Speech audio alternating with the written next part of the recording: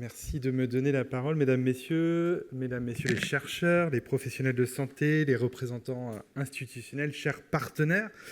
Au moment où se terminent ces 7e journées scientifiques de la plateforme nationale pour la recherche à la fin de vie, je tiens au nom du ministère de la Santé, au nom en particulier de la Direction générale de l'offre de soins que je représente, à vous exprimer notre profonde reconnaissance. Durant ces 2 journées, vous avez su démontrer, une fois encore, que la recherche sur la fin de vie est un champ à la fois scientifique, humain, éthique et profondément sociétal.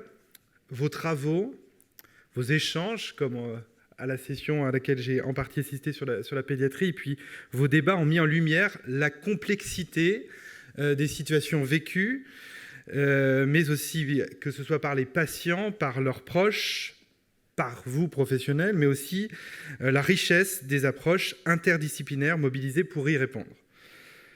Donc effectivement, la fin de vie n'est pas seulement une question médicale, elle interroge notre rapport à la dignité, à la souffrance, à l'autonomie, aux soins et plus globalement à la solidarité. Donc en ce sens, la recherche joue un rôle fondamental. Elle éclaire la décision publique, elle nourrit les pratiques professionnelles et elle contribue à une meilleure compréhension des attentes, à une meilleure compréhension des besoins des personnes concernées. Le ministère de la Santé salue l'engagement constant de la plateforme nationale pour la recherche sur la fin de vie qui, depuis sa création en 2018, a su fédérer les compétences, soutenir l'innovation scientifique et aussi et surtout favoriser le dialogue entre chercheurs, entre cliniciens, entre décideurs et plus globalement entre citoyens. Cette dynamique collective est essentielle pour construire des politiques de santé fondées sur des données probantes et une recherche structurée.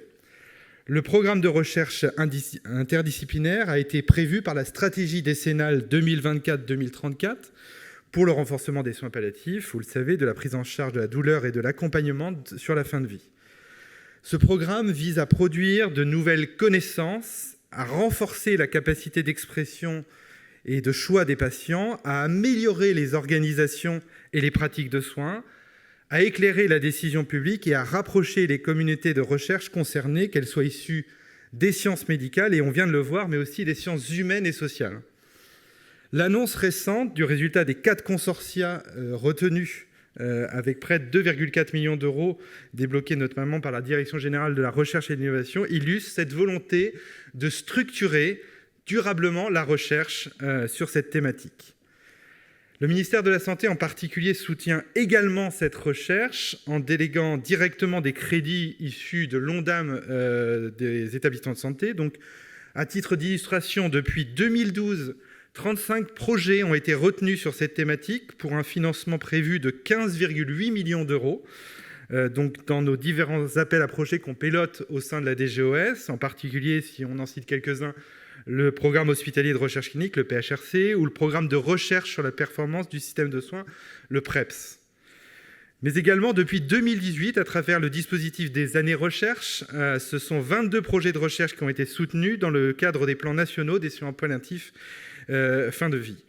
Et rien que sur l'année 2025-2026, donc pour cette année, 5 candidats ont été retenus par le jury pour leur projet de recherche en soins palliatifs et fin de vie.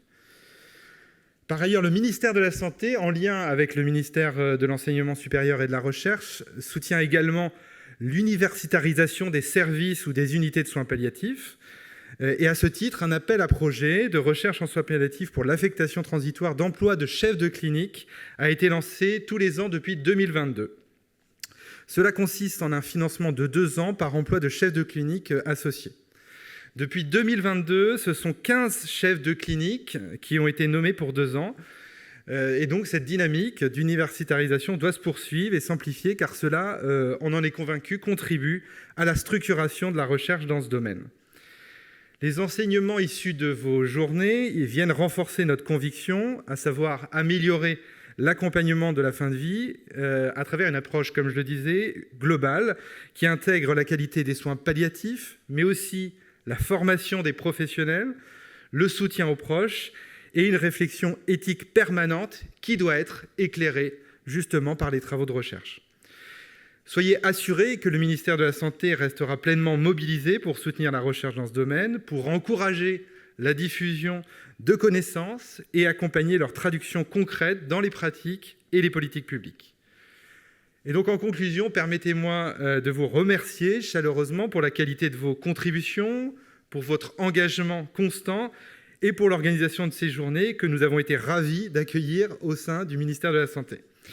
Les travaux présentés au cours de ces journées constituent une ressource précieuse pour l'avenir et un socle solide pour poursuivre ensemble une ambition commune, à savoir garantir à chaque personne une fin de vie respectueuse, digne, accompagnée et humaine. Merci à tous pour votre attention et encore bravo pour ces journées.